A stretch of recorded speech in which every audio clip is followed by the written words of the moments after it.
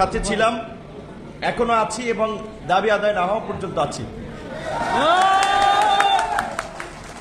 আমাদের আজকে কিছুক্ষণ আগে যে ভাই বক্তব্য রাখছিলেন উনি বলছিলেন এটা ঠিক যে এই অন্তর্বর্তীকালীন সরকার দায়িত্ব নেয়ার পর থেকেই বিভিন্ন বঞ্চিত মানুষ, বিভিন্ন সংগঠন, বিভিন্ন কমিউনিটি তাদের দাবি দেওয়া নিয়ে রাস্তায় এসেছিল এবং এটা একেবারে অযৌক্তিক না। কারণ এখন অনেকে যদি বলে যে সরকার উপদেষ্টারা অনেকে বলার চেষ্টা করে যে ভাই এখন আমাদের কাছে এত দাবি দেওয়া নিয়ে আসছে, 16 বছর কি করছে তারা, 16 বছর কেন রাস্তায় নামে নাই? ওই একই কোশ্চেন অন্যদের বেলায়ও। 16 বছর তো রাজনৈতিকভাবেও চেষ্টা করা হয়েছিল এই কর্তৃত্ববাদী শাসনের অবসান ঘটানোর জন্য, বাংলাদেশের অবরুদ্ধ গণতন্ত্রকে মুক্ত করার জন্য। সেই দৈত্য দানবীয় শাসন ব্যবস্থার বিরুদ্ধে জনগণ জয়লাভ করতে পারে নাই, একটা প্রতিকূল অবস্থায় ছিল। সেখানে সবাই, সরকারি কর্মকর্তা কর্মচারী থেকে শুরু করে রাজনৈতিক নেতৃবৃন্দ, সবার জন্যই সেই প্রতিকূল পরিস্থিতিটা ছিল। কাজে যখন আমরা এই গণ অভ্যুত্থানের পরে একটা পরিবর্তনের কথা বলছি, বৈষম্যহীন রাষ্ট্র গঠন করার কথা বলছি, বাংলাদেশকে নতুনভাবে বিনির্মাণের কথা বলছি, তখন বিভিন্ন কমিউনিটির বিভিন্ন শ্রেণী পেশার মানুষ তাদের বঞ্চনা কথা বলাটা এটা অস্বাভাবিক নয়। কিন্তু সেই সময়ে সরকারকে স্থিতিশীল করার জন্য, সরকার যেন একটু স্থির হয়ে বসতে পারে, তার কাজকর্মে মনোনিবেশ করতে পারে, যার যে সমস্যা আলাপ আলোচনা করে সেটা একটা সমাধান করবে, সেই জন্য আমরা বলেছিলাম যে অন্তত 2-4 মাস তাদেরকে স্টেবল হতে সময় দেন। কিন্তু দুঃখজনক যে আসলে আমাদের সেটা ভুল অ্যাপ্রোচ ছিল। কারণ হচ্ছে এই দেশের আমরা দেখি বাস্তবতায় যেটা মানুষ বলে যে ভদ্রতা, নম্রতা, বিনয়কে অনেক সময় মানুষ দুর্বলতা হিসেবে ভাবে। তো এই যে আমাদের আহ্বানে বিভিন্ন আন্দোলনরত কমিউনিটির লোকজন ঘরে ফিরে গেল, যখন আমরা সেই দাবি দেওয়ার কথা বলছি তখন দেখা যায় সরকারের যারা দায়িত্বশীল নেতৃবৃন্দ আছেন, উপদেষ্টা বিভিন্ন পর্যায়ে দায়িত্ব পালন করছেন, তাদের মধ্যে একটা গরিবসী ভাব লক্ষ্য করেছি। এটা বাস্তব, যেখানে আপনাদের সামনে বলছি যে এটা বাস্তব।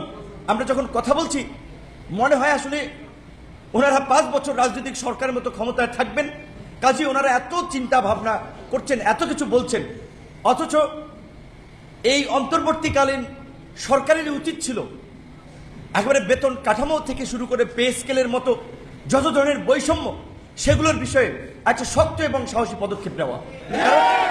রাজনৈতিক সরকার এটা ঠিক যে নানান ছলছাতুরি করে এবং এগুলো লিঙ্গারিং করতে করতে ক্ষমতার শেষ সময় নিয়ে যায় যে আগামীতে আমাদেরকে ভোট দিয়ে নির্বাচিত করেন, আমরা যে করব, এইটা অনেকে করে। তো সেই দিক থেকে এই সরকারের তো আর ওই রকমের কোনো চিন্তা ভাবনা নাই, তাদের রাজনৈতিক দলও নাই, তারা নির্বাচনও করবে না। কাজে তাদের এইটা নিয়ে আসলে অনীহার আমি কোনো কারণ দেখি না।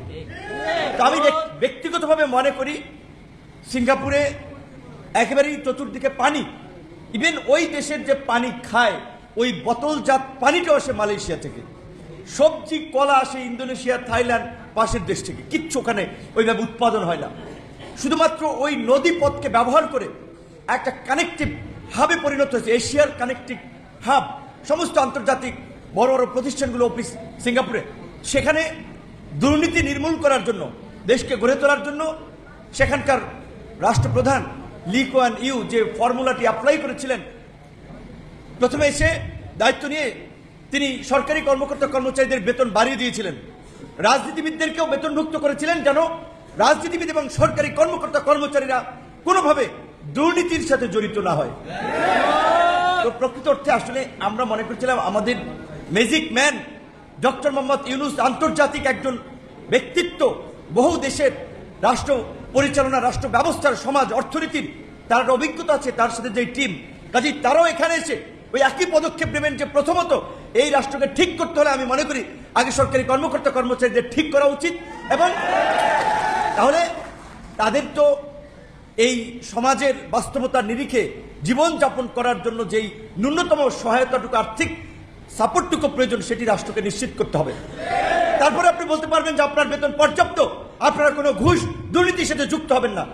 আগে তাদের সেই সুযোগ সুবিধাটা নিশ্চিত করতে হবে। দেন রাজনীতিবিদদেরকে আমরা বলছি, আজকে বাংলাদেশে প্রায় 60টা রাজনৈতিক দল আছে নিবন্ধিত, কিন্তু নির্বাচন কমিশনের যে একটা সুন্দর বিধিবিধান যে 100 উপজেলায় কার্যক্রম, 22টি জেলা অফিস, এইটার বিবেচনায় যদি নিবন্ধন দেয় 8 থেকে 10টা দলের বেশি কোনো দল নিবন্ধন পাবে না। তাই উচিত রাজনৈতিক দল হিসেবে যারা প্রতিনিধিত্ব করবে জনগণের ন্যূনতম একটা ভিত্তি থাকা উচিত, রাজনৈতিক দলের একটা স্ট্যান্ডার্ড থাকা উচিত।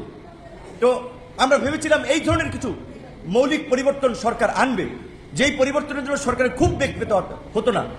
আমরা দেখতেছি যে সরকারের রিজার্ভ খুব বাড়তেছে, অভ্যন্তরীণভাবেও সরকার চেষ্টা করছে বিনিয়োগে একটা গতি আনতে, যদিও প্রকৃত অর্থে নির্বাচিত সরকার ছাড়া আসলে অর্থনীতি কিংবা বিনিয়োগে একটা স্থবিরতা থাকবে, এটা স্বাভাবিক এবং এটা আমরা লক্ষ্য করছি। আমি সবচেয়ে ব্যথিত আমার পাশে আমাদের বোন শিক্ষক নেতা, তিনি বলছিলেন তার হাত দেখায় যে এই মানে কিভাবে এগুলো মানে ফেটে গেছে। তো দেখেন, একটা দেশের শিক্ষক যারা জাতি গড়ার কারিগর বলা হয়, শিক্ষকরা তাদের দাবি দেওয়া নিয়ে এসেছে, সেই দাবিটা রাষ্ট্র এইভাবে পিটিয়ে নির্মমতা দিয়ে মোকাবেলা করছে। তারপরে কি ঘটছে, প্রত্যেকটি ঘটনায় আগে মাইরা ধৈরা আহত কইরা তারপরে আলোচনায় ডাকে। এটা অপমানজনক, এটা অসম্মানের। এই আচরণ এই সরকারের দ্বারা তো আমরা প্রত্যাশা করি নাই। এগুলো রাজনৈতিক সরকার অনেক ক্ষেত্রে করেছে, কিন্তু এই অন্তর্বর্তীকালীন সরকার যারা অনেকে শিক্ষক, এই আচরণগুলো অমানবিক এবং এগুলো ভবিষ্যৎ প্রজন্মকেও হিংস্র হতে শেখায়। তো এইটাই সরকার দ্বারা আমরা আশা করি নাই। যাই হোক, যেহেতু সরকারের শেষ সময়, আমরা আশা করি এই বেতন কাঠামোর একটা যৌক্তিক সমাধান, নবম পে স্কেল নিয়ে দীর্ঘদিন ধরে আলাপ আলোচনা হচ্ছে, ফ্যাসিস্ট সরকার করে নাই, এই সরকার যেন এই বিষয়ে একটা সমাধান দিয়ে যায়। এটা আপনাদের প্রোগ্রামে আসছি সেই জন্য না, আমরা যৌক্তিকতা বিচারেই বলছি। আবার একটা নির্বাচিত সরকার আসবে, আবার এইটা নিয়ে রাজপথে আন্দোলন সংগ্রাম হবে। কেন এত মানুষকে আন্দোলন সংগ্রামই বা করতে হবে? এখানে এক ভাই বলেছেন, ঠিক এই কথা তো অনেকে বলার সাহসও করে না, যে একজন সচিব, একজন কুক, একজন নাইট গার্ড তিনি পাওয়ার অধিকার রাখেন মানে বর্তমান বিধিতে, কিন্তু তিনি সেটা নেন না, বেতন নিয়ে যান। এইখানে যদি ওই সচিবকে পয়সা না দিয়ে যদি 2টা লোক দেওয়ার ব্যবস্থা হতো, তাহলে 2টা লোকের কর্মসংস্থান হতো। একইভাবে শেখ হাসিনা করেছিল, বিনা ভোটের নির্বাচনে দিনের ভোট রাতে করে ক্ষমতায় থাকতে উপসচিব থেকে পরবর্তী কর্মকর্তাদের 30 লক্ষ টাকা বিনা সুদে ঋণ দিয়েছিল গাড়ি কেনার জন্য। এবং ওই ন্যূনতম এত বৈষম্য চলতে পারে না এই বিষয়ে, কিন্তু তাদের পদোন্নতি এবং পরবর্তী প্রমোশনের ক্ষেত্রে সেখানে একটা বৈষম্য আছে। তো আমরা আশা করি আপনারা যে ভয়েস রেজ করেছেন, এই দেশের বাস্তবতা, নিজের অধিকারের কথা নিজেরা না বললে, সংগঠিত হয়ে রাস্তায় প্রতিবাদ না করলে দাবি আদায় হয় না। আপনারা আপনাদের দাবি আদায় করে নেবেন। এবং তবে একটা কথা বলে আমি শেষ করতে চাই, আপনারা বলেছেন যে ইলেকশনের আগে এই নবম পে স্কেল অনুযায়ী আপনাদের এই সুযোগ সুবিধাগুলো নিশ্চিত করা হোক। আমি আপনাদের সাথে পুরোপুরি একমত, কিন্তু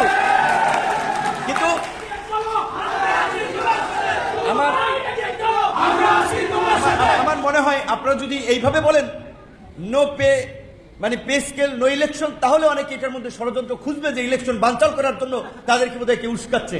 কাজী আপনারা এই বক্তব্যটাই জোরালোভাবে আনেন, ফেব্রুয়ারিতে ইলেকশন হোক, আমরাও চাই, কিন্তু এই বছরের মধ্যে আমাদের দাবি দেওয়া মেনে নিয়ে সরকার নির্বাচনের দিকে যান। ডক্টর ইউনূস স্যার বলেছেন, তিনি তার জীবদ্দশার এই শেষ প্রান্তে এসে বাংলাদেশের ইতিহাসে এক অবাধ, সুষ্ঠু, নিরপেক্ষ নির্বাচন, উৎসব এবং অংশগ্রহণমূলক নির্বাচন তিনি করতে চান। তার জন্য আপনারা সরকারি কর্মকর্তা কর্মচারী, আমার দৃঢ় বিশ্বাস, সরকারকে সহযোগিতা করবেন। তাই আমার জায়গা থেকেও এই আন্দোলনের সাথে জোনায়েদ সাকি ভাই, মান্না ভাই, সকল রাজনৈতিক দলের সমর্থন আছে। হয়তো এখানে অনেকে আসতে পারে নাই, সরকারকে আমরা অনুরোধ করব অবশ্যই এই পে স্কেলের বিষয়ে আপনারা এই ডিসেম্বরের মধ্যেই একটা সিদ্ধান্ত নেবেন, যেন এই কর্মকর্তা কর্মচারীদেরকে আবার যেন অন্যদের মতো রাস্তায় না নামতে হয়। তারা দাবি দেওয়া নিয়ে রাস্তায় নামবে, তখন আপনারা বলবেন যে পরিস্থিতি ঘোলাটে হচ্ছে। কাজেই পরিস্থিতি ঘোলা হওয়ার আগে আপনারা ব্যবস্থা নিন। একইভাবে আমি আবার বলেছি, আমার যদি সামর্থ্য থাকতো, শিক্ষকদেরকে আমি ব্যক্তিগতভাবে মাথার টাচ করে রাখতাম। একবার বলছিলেন যে আসলে যে একজন শিক্ষক মাজা ভেঙে, পা ভেঙে ঢাকা মেডিকেলের বারান্দায় চিকিৎসা নিচ্ছেন, তা আপনাদের তো উচিত ছিল উপদেশটাকে নিয়ে যাওয়া, যে আপনার এই পুলিশ যারা মেরেছে আপনি যাই আগে দেখেন, তার চিকিৎসা দেশের হলে দেশের বাইরে ব্যবস্থা করবেন এবং শিক্ষকদের কাছে নিঃশর্তভাবে ক্ষমা চাইবেন আপনারা এর জন্য। এবং এই চিকিৎসার ব্যয়ভার, উন্নত চিকিৎসা নিশ্চিত করতে হবে সরকারকে। এই দাবিতে আপনার জোরালো অবস্থান নিন। ধন্যবাদ সবাইকে। যেহেতু মাগরিবের আজান হয়ে যাবে, আমি শেষ করলাম। আসসালামু আলাইকুম।